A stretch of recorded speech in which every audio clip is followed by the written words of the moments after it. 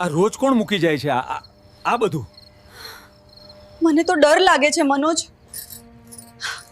કંઈક તો ગડબડ છે.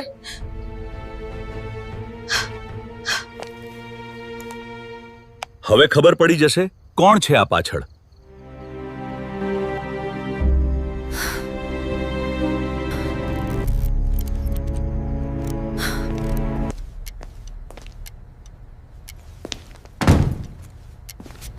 આ તો વાત ક્યાંક વધારે મોટી છે. મને ખબર છે કે તમે બહુ ચિંતામાં છો, પણ હિંમત રાખો, ભગવાન બધું સારું કરશે. નીલમબેન, ઝૂમ કરો, બેગની અંદર જુઓ. મને કંઈક શંકાસ્પદ દેખાય છે. આ સોસાયટીમાં કંઈક બહુ ખતરનાક ચાલી રહ્યું છે. દરરોજ આવી જબરદસ્ત વાર્તા માટે હમણાં જ સબસ્ક્રાઇબ કરો અને બેલ આઇકોન દબાવવાનું ન ભૂલતા. હવે તો પોતાના પડોશીઓથી પણ ડર લાગે છે. સાંજના લગભગ 8:15 વાગ્યા હતા. સોસાયટીના ગેટ પાસે હંમેશા જેવો જ હોબાળો હતો. કોઈ ઓફિસેથી પરત આવતું, કોઈ બાળકોને રમતા રમતા ઘેર બોલાવતું, તો કોઈ ગેલેરીમાં ઊભું રહીને બીજા ઘરની ખબર લેતું. બહારથી જોવામાં સોસાયટી એકદમ સામાન્ય લાગતી હતી, સાફ સુથરી, ભણેલા લોકોની, સંસ્કારી ગણાતી. પણ અંદર અંદર દરેક ઘરમાં કંઈક ને કંઈક સળગી રહ્યું હતું. એ જ સોસાયટીમાં બી બ્લોકના 3જા માળે રહેતો હતો મહેન્દ્રભાઈ રાવલ. ઉંમર 50ની આસપાસ, સ્વભાવથી શાંત પણ અંદરથી બહુ જ ચુસ્ત માણસ. 2 મહિના પહેલાં તેમના ઘરના દરવાજા પાસે રાખેલું નવું ગેસ સિલિન્ડર ગાયબ થઈ ગયું હતું. એ પહેલાં તેમની ચંપલ 2 વાર ગાયબ થઈ હતી. ક્યારેક દૂધની થેલી ક્યાંકથી ફાટી જતી, ક્યારેક દરવાજા સામે કચરો નાખેલો મળતો. શરૂઆતમાં તેમણે વિચાર્યું, ચાલ બાળકોની મસ્તી હશે. પણ પછી એક રાત્રે તેમની પત્ની શિલ્પાબેનના કપડાં સૂકવવાના સ્ટેન્ડ પરથી મોંઘી સાડી ગાયબ થઈ ગઈ. શિલ્પાબેનનો ગુસ્સો ફાટી નીકળ્યો. આ સોસાયટીમાં કોઈ તો છે જ જે હદ પાર કરી રહ્યો છે. આ રોજ-રોજની ચોરી, આ નાની નાની હરકતો, હવે બસ. મહેન્દ્રભાઈએ પહેલા સોસાયટીના સેક્રેટરીને કહ્યું, વોચમેનને કહ્યું, મીટિંગમાં વાત પણ થઈ, પણ બધાએ એક જ જવાબ આપ્યો, પુરાવો છે. એવું તો કશું જ જોયું નથી. બાળકો હશે, બહારના લોકો હશે. મહેન્દ્રભાઈને આ વાત ગળી નહોતી, કારણ કે હવે વાત ફક્ત ચોરીની નહોતી. કોઈક જાણતા જાણતા એમના ઘરને નિશાન બનાવી રહ્યું હતું. એ પછી એક રવિવારે તેમણે દરવાજાની ઉપર નાનો સીસીટીવી કેમેરો લગાવી દીધો. સામેના કોરિડોર, સીડીઓ અને લિફ્ટનો ભાગ એની અંદર આવતો. સોસાયટીના ઘણા લોકોને એ ગમ્યું નહીં. 4થા માળની હેતલબેન તરત બોલી ઉઠી, આ શું, હવે બધાના અવાજ હલચલ રેકોર્ડ કરશો? મહેન્દ્રભાઈએ શાંતિથી જવાબ આપ્યો, મારે કોઈની જિંદગીમાં ઝાંખી નથી કરવી. મારે ફક્ત મારા દરવાજા સામે શું થાય છે એ જાણવું છે. પરંતુ આ એક કેમેરાથી જ સોસાયટીમાં જાણે 2 ઘૂંટ પડી ગયા. એક બોલે, હા સારું કર્યું. બીજા કહે, બહુ શંકાશીલ માણસ છે. કોઈકને લાગતું હતું કે હવે એની ચોરી પકડાશે. કોઈકને લાગતું હતું કે હવે પોતાની નાની મોટી હરકતો દેખાઈ જશે. પણ સૌથી વધારે અસ્વસ્થ હતી મીનાબેન. મીનાબેન એ જ ફ્લોર પર રહેતી વિધવા સ્ત્રી, ઉંમર 45. બહારથી બહુ દયાળુ, સૌના ઘરમાં જઈ મદદ કરતી, કોઈ બીમાર હોય તો ખીચડી લઈને પહોંચી જાય, કોઈ બાળકને સ્કૂલમાંથી લાવવું હોય તો લઈ આવે. બધા એમને મીનાબેન તો દેવદૂત છે એમ માને. પણ શિલ્પાબેનને ક્યારેય મીનાબેન પર પૂરો વિશ્વાસ આવ્યો નહોતો, કારણ કે મીનાબેન હંમેશા બીજાના ઘરની અંદર શું ચાલે છે એ જાણવામાં વધારે રસ લેતી. ક્યારે આવ્યા? પુત્રવધુએ શું બનાવ્યું? બેટો કેટલા વાગે આવે? તમારા લોકરમાં શું રાખ્યું? આવા પ્રશ્નો સહાનુભૂતિના આડમાં પૂછતી. એક દિવસ શિલ્પાબેને પતિને કહ્યું પણ હતું, આ મીનાબેન બહુ સીધી નથી. મહેન્દ્રભાઈ હસી દીધા હતા, બધા પર શંકા ના કર. પણ એને ખબર નહોતી કે શંકાનો બીજ ક્યાંક સાચી જમીન શોધી રહ્યું હતું. કેમેરો લગાડ્યા પછીના પહેલા 3 દિવસ કંઈ ખાસ મળ્યું નહીં. બાળકો દોડતા, ડિલિવરી બોય આવતા, વૃદ્ધ લોકો ગેલેરીમાં વાતો કરતા. મીનાબેન 2-3 વાર મહેન્દ્રભાઈના દરવાજા તરફ જોઈને પસાર થઈ, બસ એટલું. ચોથા દિવસે રાત્રે લગભગ 11:42 વાગે મહેન્દ્રભાઈના ફોનમાં મૂવમેન્ટ એલર્ટ આવ્યું. તેમણે વિડિયો ખોલ્યો. સ્ક્રીન પર ધૂંધળું પ્રકાશ, કોરિડોર એકદમ શાંત.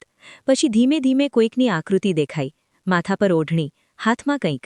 એ આકૃતિ મહેન્દ્રભાઈના દરવાજા પાસે આવી, થોડું વળી અને એક નાનો કાળો પેકેટ દરવાજા આગળ મૂકી દીધો. પછી તે ઝડપથી સીડીઓ તરફ ઉતરી ગઈ. મહેન્દ્રભાઈ ચોંકી ગયા. શિલ્પાબેને વિડિયો જોયો તો કહ્યું, આ તો કોઈ સ્ત્રી છે, પણ કોણ? સવારે દરવાજો ખોલતા સાચે જ ત્યાં નાનો કાળો પેકેટ પડેલો. અંદર શું? લીંબુ, 7 લીલા મરચાં, લાલ કુંકુ અને થોડા વાળ. શિલ્પાબેનના હાથ કંપી ગયા. આ તો ટોટકા જેવું લાગે છે. મહેન્દ્રભાઈ આવી વાતોમાં માનતા નહોતા, પણ તેમને સમજાઈ ગયું કે વાત હવે મજાકમાં લેવાની નહોતી. કોઈક ઇરાદાપૂર્વક ડરાવવાનું કામ કરી રહ્યું હતું. તેમણે વિડીયો થોભાવી જોયો. ચહેરો સ્પષ્ટ નહોતો, પણ ચાલ ઓળખાય એવી હતી. હેતલબેન તરત બોલી, "આ તો મીનાબેન જેવી ચાલ લાગે છે." બિનપુરાવા કોઈનું નામ ન લઈએ, મહેન્દ્રભાઈએ કહ્યું. પણ અંદરથી હવે તેઓ પણ એ જ વિચારી રહ્યા હતા. એ રાત પછી સોસાયટીના વાતાવરણમાં અજાણી ગંધ આવી ગઈ. કોઈ પણ ઘટના થાય તો લોકો કાને કાન કરે. મહેન્દ્રભાઈના દરવાજા આગળ કંઈક મળ્યું છે, કેમેરામાં કોઈ કેદ થયું છે, કોઈ ટોટકા કરે છે. પણ મહેન્દ્રભાઈએ હજી વિડીયો જાહેર નહોતો કર્યો. તેઓ જોતા રહ્યા, કદાચ એક વખતનું નહીં હોય. અને ખરેખર 2 દિવસ પછી ફરી રાત્રે 1:13 એલર્ટ આવ્યું. આ વખતે જે દેખાયું એથી શિલ્પાબેનના ગળામાંથી અવાજ જ ન નીકળ્યો. કેમેરામાં મીનાબેન સ્પષ્ટ દેખાતી હતી.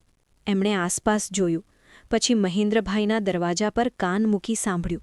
કોઈ અવાજ ન આવ્યો. તો એણે પોતાના બ્લાઉઝમાંથી નાની ચાવી જેવી કોઈ પાતળી ધાતુ કાઢી અને દરવાજાની લોક પાસે ચેડા કરવાનું શરૂ કર્યું. મહેન્દ્રભાઈનો રક્ત દબાણ જાણે વધી ગયો. આ તો સીધી ચોરીનો પ્રયાસ છે. પણ માત્ર એટલું જ નહોતું. ચાવી ન ચાલી તો મીનાબેને પર્સમાંથી મોબાઈલ કાઢ્યો અને કોઈને ધીમા અવાજે કહ્યું, "હજુ સૂતા હશે." "હા, ટ્રાય કર્યો, પણ લોક નથી ખુલતું. આવતીકાલે બીજી રીતે જોઈશું." એટલું કહીને એ ચાલતી બની. હવે તો મામલો ગંભીર હતો, પણ મહેન્દ્રભાઈએ સીધું પોલીસ સ્ટેશન જવાનું ટાળ્યું. કારણ સોસાયટીની ઇજ્જત. સેક્રેટરીએ પણ કહ્યું, "પહેલાં અંદરથી હેન્ડલ કરીએ. પોલીસ આવશે તો બધું બહાર જશે." આ ઇજ્જત નામની વસ્તુ ઘણીવાર ગુનેગારને બચાવી લે છે. એ વાત મહેન્દ્રભાઈને સબસ્ક્રાઇબ કરી લો, નહીતર આવી ઘણી હૃદયસ્પર્શી વાર્તાઓ ચૂકી જશો. ત્યારે સમજાઈ નહોતી. સોસાયટીની ઇમરજન્સી મીટિંગ બોલાવવામાં આવી. બધા રહેવાસીઓ કમ્યુનિટી હોલમાં ભેગા થયા. મીનાબેન પણ આવી, ચહેરા પર નિર્દોષતા. "શું થયું? આટલી તાત્કાલિક મીટિંગ શા માટે?" સેક્રેટરીએ વાત ગૂંચવેલી રીતે શરૂ કરી. પછી મહેન્દ્રભાઈ ઊભા રહ્યા. "મેં મારા ઘરની સુરક્ષા માટે કેમેરો લગાવ્યો હતો. તેમાં છેલ્લા થોડા દિવસથી કેટલીક ચિંતાજનક હરકતો કેદ થઈ છે." મીનાબેન વચ્ચે જ બોલી, "એનો મતલબ? કોણ શું કરી રહ્યું છે?" મહેન્દ્રભાઈએ ટીવી સ્ક્રીન પર વિડીયો ચલાવ્યો. હોલમાં શાંતિ છવાઈ ગઈ. સૌથી પહેલાં કાળું પેકેટ મૂકતી આકૃતિ, પછી મીનાબેન દરવાજાની લોક સાથે ચેડા કરતી, પછી ફોન પરનો ભાગ. હોલમાં બેઠેલા લોકોના ચહેરા બદલાઈ ગયા. હેતલબેન જે કેમેરાનો વિરોધ કરતી હતી એની નજર નીચે પડી ગઈ. વૃદ્ધ કાંતિલાલ કાકા બોલી ઉઠ્યા, "અરે મીનાબેન, આ તમે?" મીનાબેનનો રાંગ ઉડી ગયો, પણ હાર માનવી એમના સ્વભાવમાં નહોતી. એ તરત રડવા લાગી. "હું? અરે ના ભાઈ, આ તો મારો ભ્રમ છે. વિડીયોમાં હું ક્યાંથી સાબિત થાઉં? આજકાલ ટેકનોલોજીથી કંઈ પણ કરી શકાય." પણ લોકો હવે મૂર્ખ નહોતા, કારણ કે બધાએ તેમની ચાલ, કપડાં અને અવાજ ઓળખી લીધો હતો. એ દરમિયાન પાછળથી કોઈક ધીમે અવાજે બોલ્યો, "પણ એ ફોન પર કોને વાત કરતી હતી?" આ પ્રશ્ન હવામાં તણાઈ ગયો. મહેન્દ્રભાઈએ કહ્યું, "એ જાણવા માટે મેં એક કામ વધુ કર્યું હતું." બધા તેમની તરફ જોયા. "ગયા અઠવાડિયે જ મને શંકા ગઈ હતી, એટલે મેં મારી અંદરના દરવાજા પાસે પણ નાનો ઓડિયો રેકોર્ડર મૂકી દીધો હતો.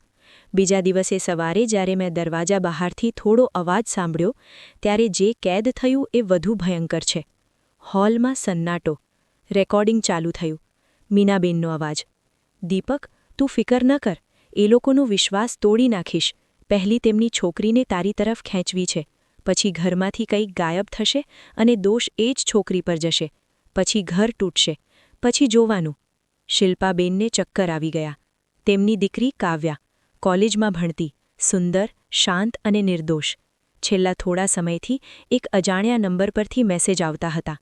કોઈ છોકરો વારંવાર કોલ કરતો. કાવ્યાએ બ્લોક કરી દીધો હતો. એ વાત ઘરમાં કહી હતી, પણ એ પાછળ કોણ છે એ ખબર નહોતી. મહેન્દ્રભાઈએ કડક અવાજે કહ્યું, "દીપક કોણ છે મીનાબેન?" મીનાબેન ગભરાઈ ગઈ. "મારે કશું ખબર નથી. એ મારું અવાજ નથી. મને ફસાવવામાં આવી રહી છે." પણ આ વખતે આગળ આવી ઊભી રહી કાવ્યા.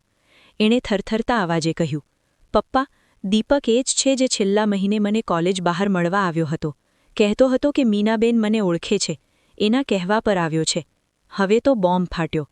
સોસાયટીના લોકોમાં ખળભળાટ મચી ગઈ. શિલ્પાબેને કાવ્યાને ભેગી લીધી. "તમે પહેલાં કેમ ના કહ્યું?"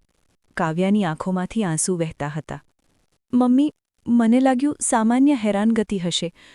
તમને ટેન્શન નહીં આપવું હોય. પણ વાત સામાન્ય નહોતી. મહેન્દ્રભાઈએ મીનાબેન તરફ જોયું. અમારા ઘરને નિશાન કેમ બનાવ્યું?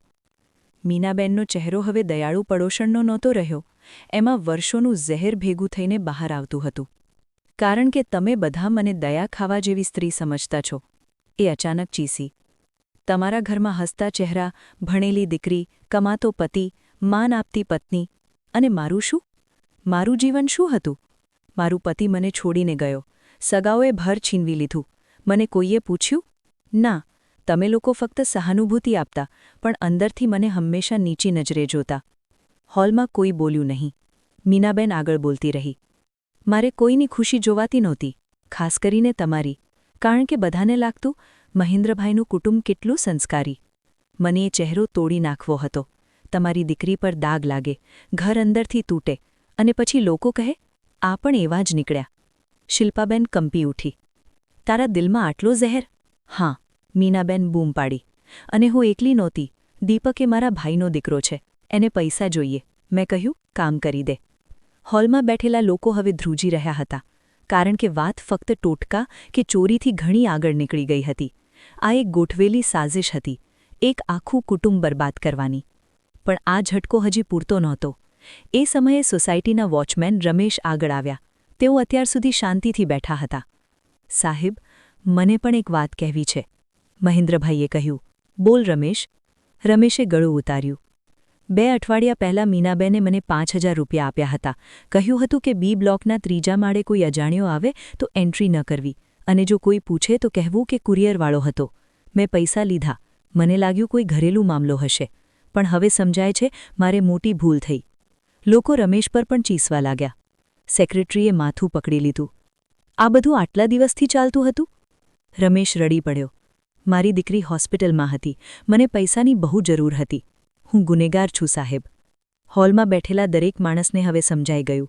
ગુનો ક્યારેય અચાનક એક દિવસમાં નથી થતો. એ પહેલાં નાની નાની આંખ આડા કાન, નાના સમાધાન, નાની લાલચ અને નાના મૌન ભેગા થતા હોય છે. મહેન્દ્રભાઈએ તરત જ નિર્ણય લીધો. હવે આ મીટિંગથી કંઈ નહીં થાય, સીધી પોલીસ. મીનાબેન તેમના પગે પડ્યા. મહેરબાની કરો, મારી ઇજ્જત જતી રહેશે. આ સાંભળીને શિલ્પાબેનના અંદરનો તોફાન ફાટી નીકળ્યો. અમારી દીકરીની ઇજ્જત પર હુમલો કરતી વખતે તને ઇજ્જત યાદ નહોતી આવી?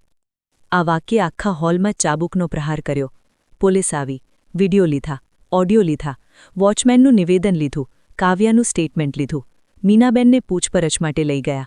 પહેલાં તો એ બોલતી રહી કે બધું ખોટું છે. પછી દીપક પકડાયો. તેના ફોનમાંથી કાવ્યાને કરેલા મેસેજ, મીનાબેન સાથેની ચેટ અને એક વધુ ભયંકર વાત બહાર આવી. દીપકે સ્વીકાર્યું કે કાવ્યાની કેટલીક ફોટા સોશિયલ મીડિયા પરથી કાઢીને એડિટ કરીને વાયરલ કરવાની યોજના હતી.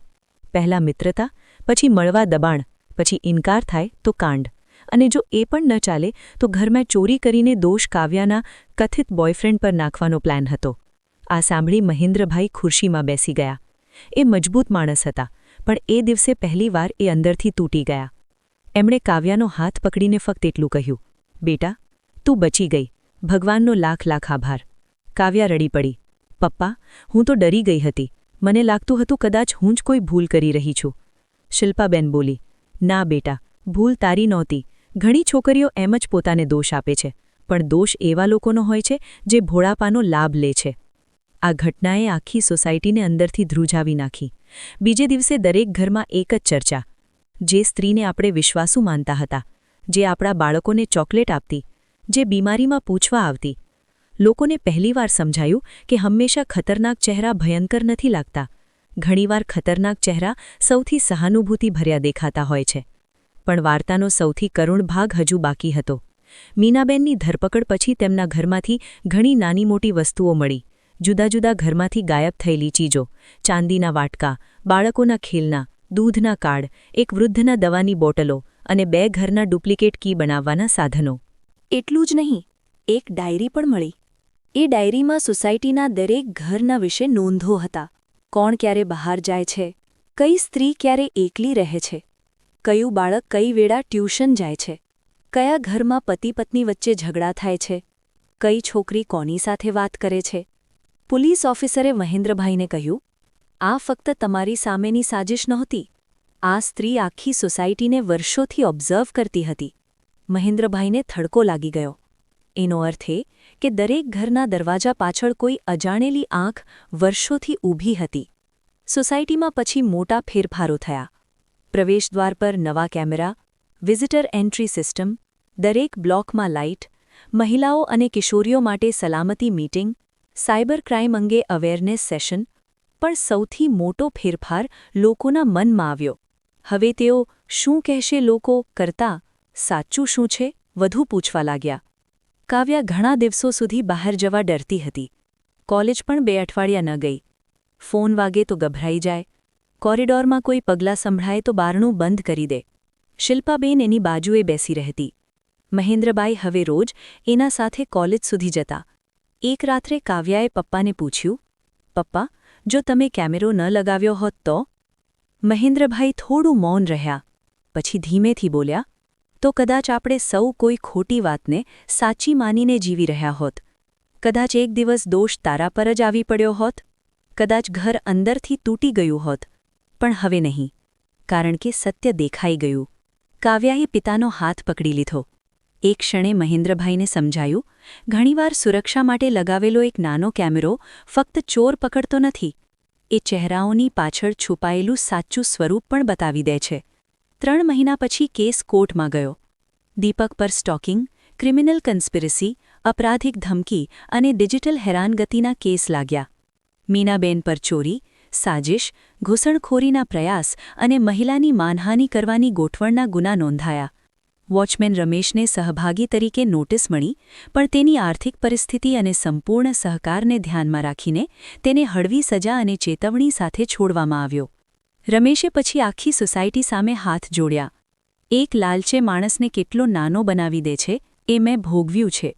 મારી દીકરીને હું ક્યારે આંખમાં જોઈ નહીં શકું, જો હું આજે ખોટું બોલતો હોત. આ સાંભળી વૃદ્ધ કાંતિલાલ કાકાએ કહ્યું, ભૂલ કરનાર કરતાં ભૂલ છુપાવનાર વધુ ખતરનાક. હવે સત્ય બોલ્યો છે એટલે માણસાઈ બચી. સમય ધીમે ધીમે પસાર થયો. સોસાયટીમાં ફરી હાસ્ય આવવા લાગ્યું. બાળકો રમવા લાગ્યા. ગેલેરીઓમાં ફરીથી ચા પીવાતી. પણ એક ફરક રહી ગયો. હવે લોકો આંખ બંધ કરીને વિશ્વાસ ન કરતા. અને શંકા થાય તો ચૂપ પણ ન બેસતા. એક સાંજે શિલ્પાબેન કપડાં વાળતી હતી. મહેન્દ્રભાઈ ગેલેરીમાં ઊભા હતા. કોરિડોરના ખૂણામાં હવે નવો કેમેરો ઝબૂકતો હતો. શિલ્પાબેન બોલી, લોકો તો પહેલાં કહેતા હતા કેમેરો કાઢી નાખો. મહેન્દ્રભાઈ હળવું સ્મિત કરીને બોલ્યા, હા, પણ ક્યારેક સત્યને આંખ જોઈએ. એ વખતે કાવ્યા અંદરથી બહાર આવી. એ હવે થોડું હસતી થઈ ગઈ હતી. એણે પપ્પાને પૂછ્યું, હવે હું ડરતી નથી. મહેન્દ્રભાઈએ એને જોયું. ડરવું ખોટું નથી બેટા. ડરીને ચૂપ રહી જવું ખોટું છે. આ વાક્ય જાણે આખી વાર્તાનો સાર બની ગયું. કારણ કે એ સોસાયટી શોક કેમ થઈ હતી? માત્ર એટલા માટે નહીં કે એક પડોશણ ચોરી કરતી હતી. માત્ર એટલા માટે નહીં કે કોઈ છોકરી સામે કાવતરું રચાયું હતું. પણ એટલા માટે કે સૌને પહેલીવાર ખબર પડી, ખતરો હંમેશા બહારથી નથી આવતો. ઘણીવાર એ ઘરની બાજુના દરવાજા પાછળ જ રહેતો હોય છે. અને એ દિવસ પછી જ્યારે પણ સોસાયટીમાં કોઈ નવો માણસ રહેવા આવતો, લોકો એને આ ઘટના કહી દેતા. ડરાવવા માટે નહીં, જાગૃત કરવા માટે. સલામતીમાં શરમ ન રાખશો. પુરાવો નાનો હોય તો પણ સાચવો. બાળકો કિશોરીઓની વાતને હલવાશમાં ન લો. અને સૌથી અગત્યની વાત, જે બહુ જ મીઠું બોલે એ હંમેશા સાચું હોય એવું નથી.